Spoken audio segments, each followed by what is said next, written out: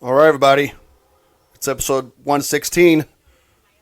March Madness. Hit it.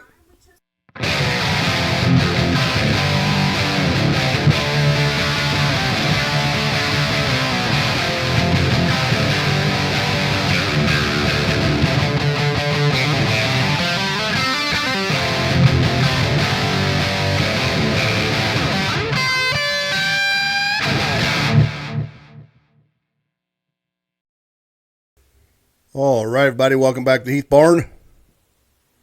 Like I said in the intro, it's March Madness. Quite possibly my favorite day of the year, today and tomorrow. It's awesome. You know, March Madness. 16 games today, 16 games tomorrow. Just got done watching Nevada. Here, before I get into that. Here's what you're going to do. You're going to have everybody saying, like, because Dayton was down 17, I think, came back and beat Nevada. And it's going to be the whole narrative's going to be like, well, Nevada choked and all that kind of stuff. But there's two different things to that, okay? They made a bunch of poor plays down the stretch, and Dayton made a bunch of really good plays down the stretch. So it's never just one way or the other. People will be saying things like, Well, did Dayton win or did Nevada lose? Well, both. That's what happens. One team wins, one team loses. Now, Nevada, they were brutal. Dribbling the ball off their foot, just panicking. Yeah. But Dayton still had to make plays on the other end. They made big threes down the stretch and everything like that. So, that's what the madness is all about. I do. I feel like it was 17. And it was so weird because, man, as soon as they got it down to like 6 or 8, I turned it back on and they got down to 8. And I was just looking at everybody's mannerisms and like, man, I should get on FanDuel Sportsbook right now and bet on. Because you could just tell Dayton was going to win. They were down by like 8 still. But you could just tell by the way everybody was acting on both sides. Look, Dayton's winning this. And they did. So, that was fun. But, anywho, again, 16 games today, 16 tomorrow. It's great. Funnest 2 days of the year for sports fans, for basketball fans in general. And doesn't even matter if you like basketball, whatever. It's one of the things, too, where you can get in pools, you can gamble on stuff. You don't have to know anything about basketball. Everybody likes it. It's fun. It's a little slice of Americana. So, a lot of fun. We're about halfway through the day today. Right now, Colorado State and Texas are playing. I'm watching that. That's on TV. But, and then tomorrow, having a big old shindig and going to watch some more. So, should be fun. Thoughts on, I wrote down here, anybody that listens to this that's not from around here knows I'm an Illinois fan. I'll get into that game here in a minute. But we live a little bit closer to Terre Haute than we do Champaign. So, thought Indiana State got hosed a little bit. Especially when you watch like the debacle, like Virginia playing in that play-in game, and you look at teams like Indiana State. That conference was really good. That conference, it was good enough to have two teams represent that conference in the tournament, and their KenPom or their net or whatever it was 29, highest ever for a team not to make it. But when you're in those mid majors, yes, win your conference tournament, you don't have to worry about it, but Drake's damn good, and so are they. Two teams should have made it out of there, period. But they won their NIT game last night, and that's kind of cool because, you get to sell out there in Terre Haute, and everybody's going and supporting them and everything, and so, they get to play in front of their home fans some more. But they should be played in the big tournament. So that sucks locally, like around here in our area. But anywho, to the Illinois game. They were up 1 at the half. A little worried. Not worried, but, whatever.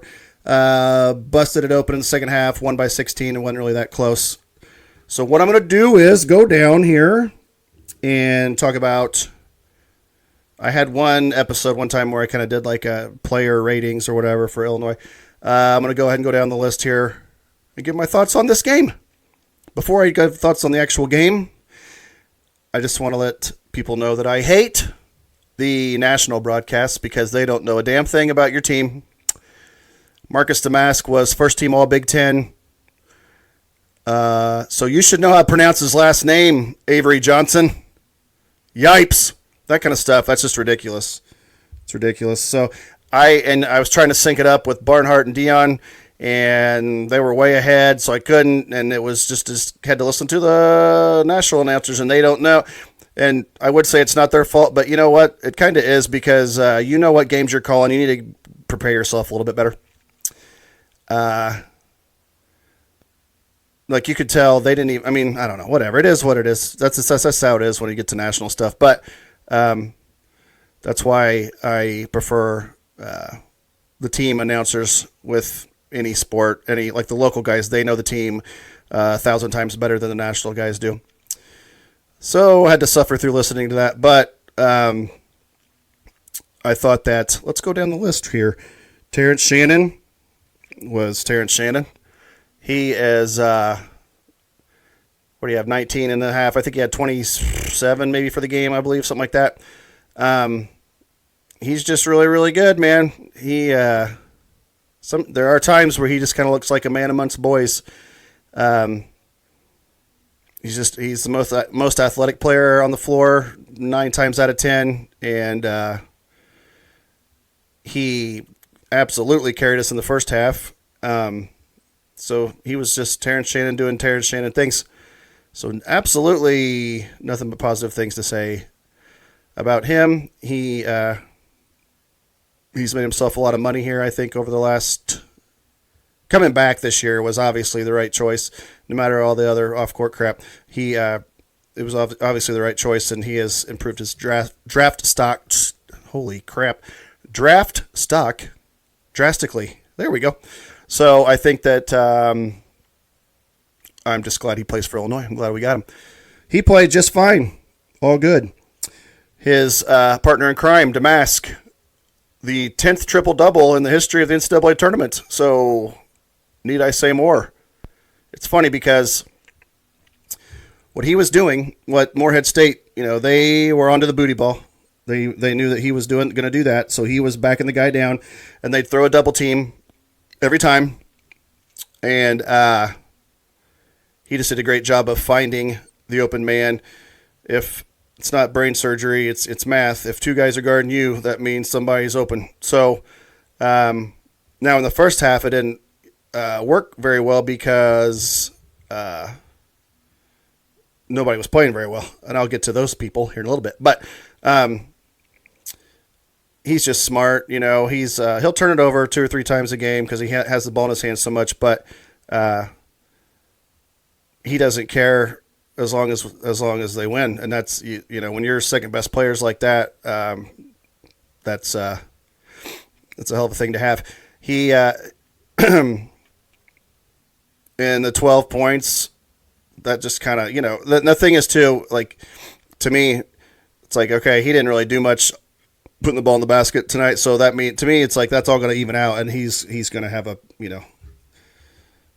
big game here sometimes because he can be very explosive in a very different way than Terrence Shannon, but they're both explosive scorers, or can be. So I thought he played great. If you did something that's only been done 9 times in the history of the tournament today, then you did pretty damn good. So awesome. He played great. Even when his shot, that's another thing too, man. When his shot's not falling, he doesn't get rattled. He's going to take the same kinds of shots. And how many games have we seen like Shannon just kind of like go off in the first half and then just kind of hand it over to other guys in the second half a little bit, and Shannon just kind of scores when he needs to in the second half, things like that. I mean, that's how it's been lately a little bit, so it's good.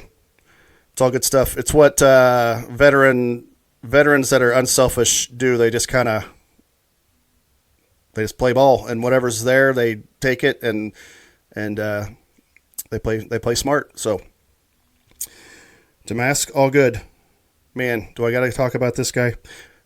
This just in. Coleman Hawkins still drives me nuts. He did the BS one time where he got fouled, sitting on his ass, palms up. They go down and hit a 3, and that's when the game was close, beginning of the second half.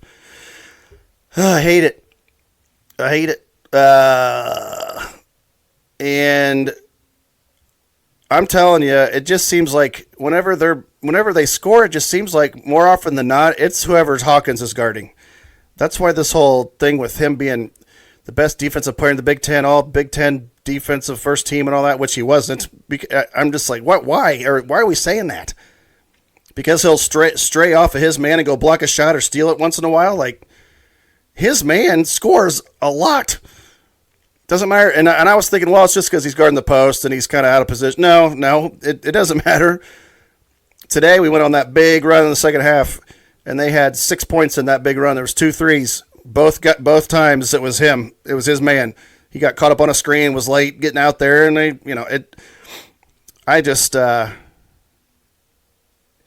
and I hope I'm wrong here, but if we keep on playing well and keep on and we advance, there's going to be a big game that's going to be really close, and he's going to screw us unless Underwood takes him out. And I don't know if Underwood will take him out or not. He's got to have the cojones to get him out of the game. And I don't know if he'll do that or not, but I just feel like that's coming because you're going to come up against a really good team, and he's going to get us. He's going to get. I'm not going to say he's going to get us beat, but he's going to. He might get us beat. I don't. I'm just not. I wish I liked him. I wish I liked everybody on the team. But he drives me nuts, and today was no different. Yeah. So, he hit a 3 and got a couple buckets there late. But yeah, it's easy to do when we're up 15 or 20. But when it's close, I don't want him anywhere near the basketball, and I don't want him guarding anybody that's worth a crap because I don't think he can do that either. So, yeah, when it's all loosey-goosey and we're up by 12, 15, yeah, he's fine. But, man, don't trust him. Don't trust him at all. So, Coleman Hawkins is still Coleman Hawkins to me. Now let's move on to Ty Rodgers. Not a Ty Rodgers day. He didn't do much.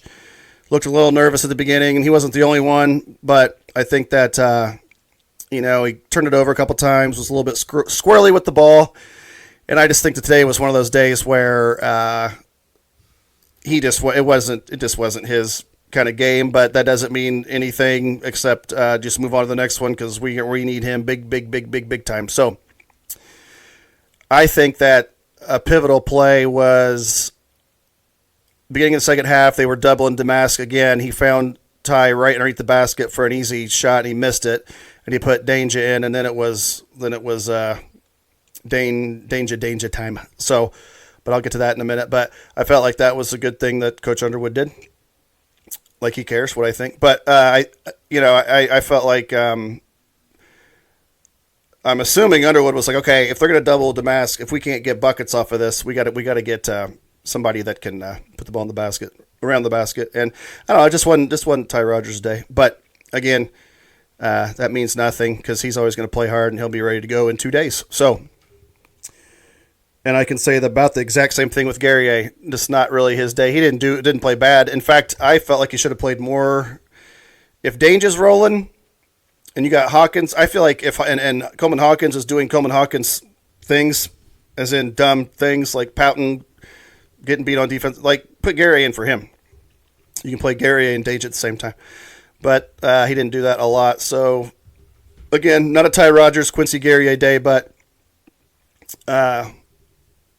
that's good because it means they'll be due next game. You don't keep. That's the good thing about good teams with some depth. You just kind of take turns and things like that. And they didn't have a great day today, but they'll be right back in 2 days and they'll be right back at it. So they're good enough and there's enough depth to where they can make a huge difference on Saturday. So, but you're never going to hear me say anything bad about them because they play the right way and they do things the right way and they act the right way. Unlike Coleman Hawkins. Okay. Now let's get to some good stuff here. Luke Goody played great. Hit 3 threes, but also rebounded his butt off. He's in there banging around and a couple big offensive boards, mixing it up. He played really, really well. So that was great to see.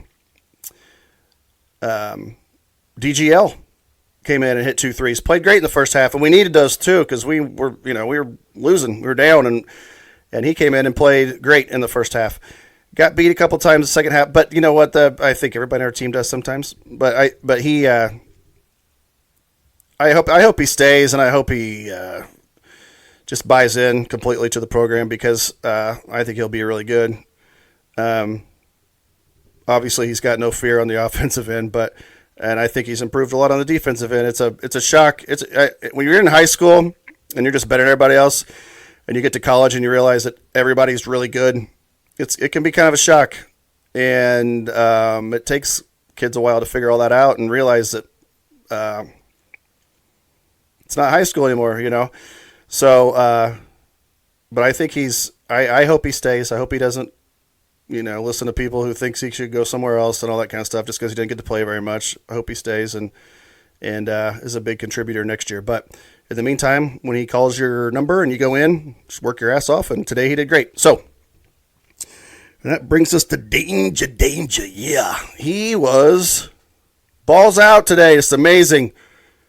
Came in the first half making dipsy. His layups were like a couple of them were up and unders on the other side, left-handed. That's a good thing about him. He's got a great left hand, but he was just dominant, man. I'm not saying he's always going to be like that, but he was dominant against Ohio State. Saved our ass that game, and today he did the same thing because we were down one or up one or whatever when he came in for Ty Rodgers there, like I said, and then he just took over for about a 7 or 8 minute span, and it went from 1 to about 17 or 18 real quick, and a lot of that was him. But it's not just that. The offense, he's just played like a man possessed here the last, I don't know, since about late February probably, and he wasn't doing that obviously early in the season. But man, when he plays like this, he's really, really good. And obviously you can't expect 9 for 9, but he finishes, and it's almost like something kind of clicked with him. Like, man, if I play my ass off all the time, then that just gives me more confidence on the offensive end too. And he was just he was dominant today. It's the only way you can put it. And so I knew when the Big Ten tournament, something just popped in my head too. They were just so lazy. We were lazy at the beginning of the game. Like Coleman Hawkins, like loose balls and stuff. He's just like playing scared the first 10 minutes. Like why? But anyways, what I was going to say though is there was something like an offensive rebound chance in the Big Ten tournament. I think it was the championship game, Wisconsin game. I'm pretty sure. I'm not positive, but like the ball was going out of bounds, and Danger like went after it, jumped, caught it, saved it. Like you don't see him do that kind of stuff, and he was. It was a great offensive rebound, and it was like a hustle play, and he kicked it back out. And like if he's going to bust his butt like that, and then man, he's a force, So today was great to see him do that. I think too that one of the advantages we have a little bit is we've got different lineups we can throw at you. And today was a day that Underwood thought that he could utilize Danger more. Every game's different, I know, but at the same time, if he's going to play like that, he can give the other team matchup problems as well, So we'll see what he does when we play Duquesne on Saturday.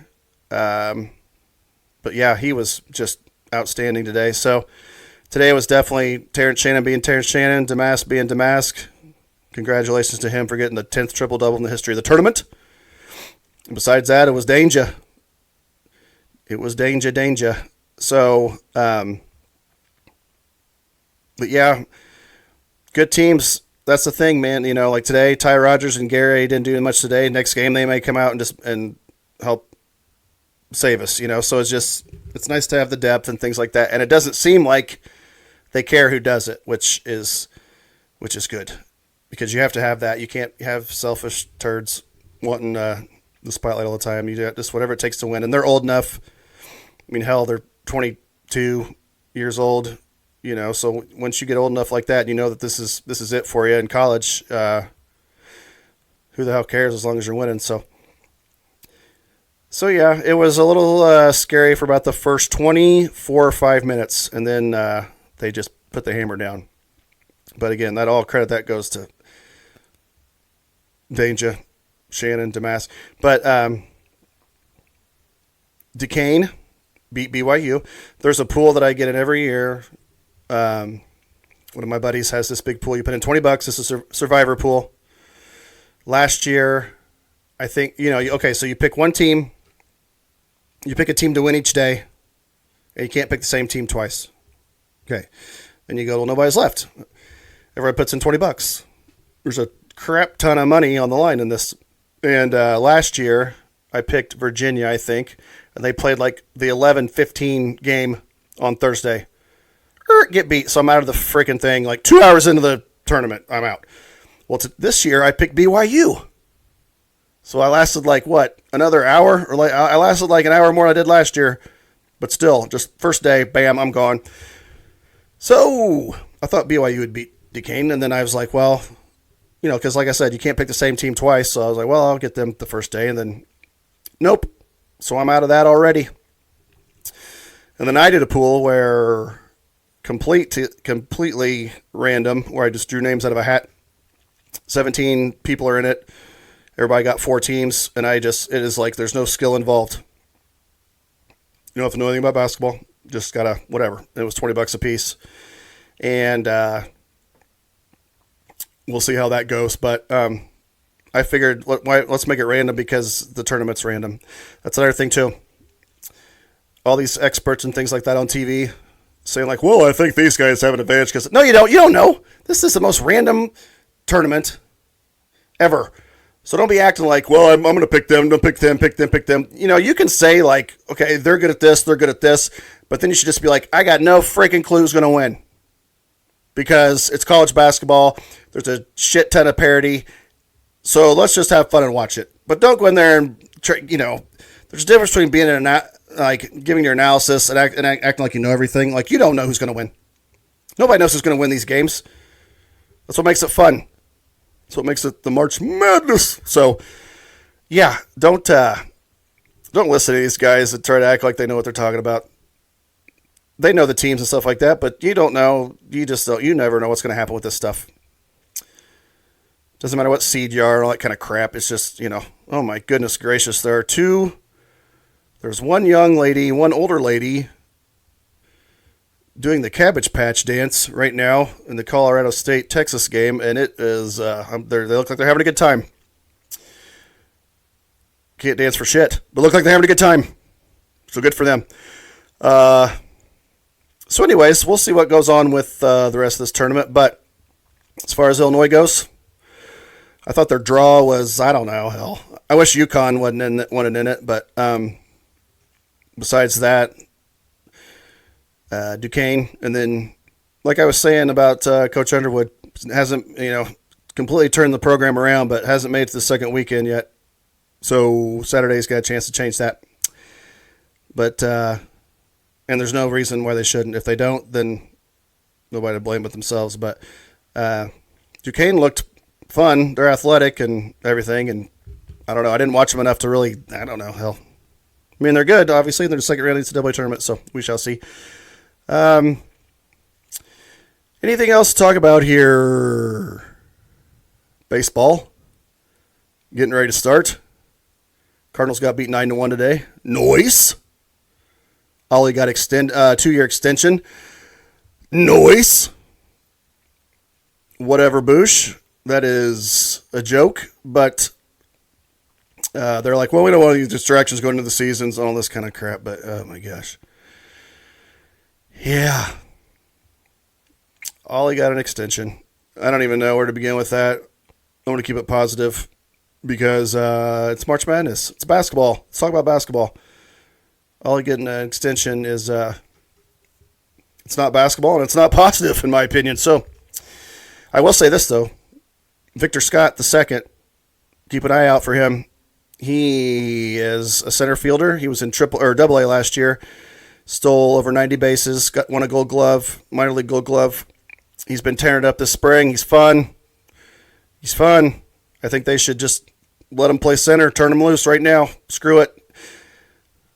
Don't act like he needs more time. He's 23. He's older than Walker and Mason Wynn, and they're already up there playing. So we'll see what happens with him. But that's a name to watch out for. Keep your eye on. I'm sure they'll send him down to the minors. They won't, no. But he should just let him play. Let him be your starting center fielder and just turn him loose. Let's get back to the old days. Vince Coleman did that. He came up and never went back down. So keep your eye on Victor Scott II. The starting pitching that we went out and got has been basically crap in the spring. Now, I know it's just spring. Kyle Gibson's ERA is over 10.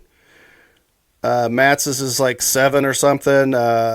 Lynn pitched bad one game, pitched good another game. You know, I'm not as worried about Lance Lynn, but, you know, Sonny Gray's hurt. Gibson's gotten rocked every time he's got out there. So, yeah, you know, let's just – but, you know, they're veterans. They're working out the kinks. We'll go with that. They're working out the kinks. But, anywho, opening day will be here before you know it. So that's why it's such a fun time of year. You got the hoops. Got spring training, opening days coming up. So fun times. But also want to congratulate Adam Niemerg for his victory. It's not official yet, but I know he's stomping his opponent. So it's not official, but it's official, I think. So congratulations to him. Thank you for coming on the pod. If you ever want to come back, you are more than welcome. So congratulations to him, State Representative Adam Niemerg. So besides that, I'm watching, like I said, now it's 22-11, Texas over Colorado State. Lots of hoops coming up tonight. Going to enjoy that. Maybe tomorrow when I have the shindig and I got some people in here and we're watching, maybe I'm gonna try to get some stuff recorded so I can put it out for the next pod on Monday. That could be kind of fun. Word on the street is Spinner might actually be making an appearance in the barn. So if he's here, maybe I'll try to get him back on here because it's been a long time. But anywho, thank you for listening. Quick little episode here about the March Madness. I will check in with everybody. Next podcast will come out on Monday. See what all I can get accomplished over the weekend here recording. But jheath2286.podbean.com. It is on all podcasting formats. It's on Odyssey too. I found that on there too. So it's on everything. Thank you for your support, but and also start following me if you don't on social media too. I put everything up there. I put clips on there and do some fun stuff. So thank you for your support. ILLINI. Woohoo! Hopefully, when I talk to you Monday, they'll be going to the Sweet 16. Hopefully, so we'll see. But thank you for listening, and that's that.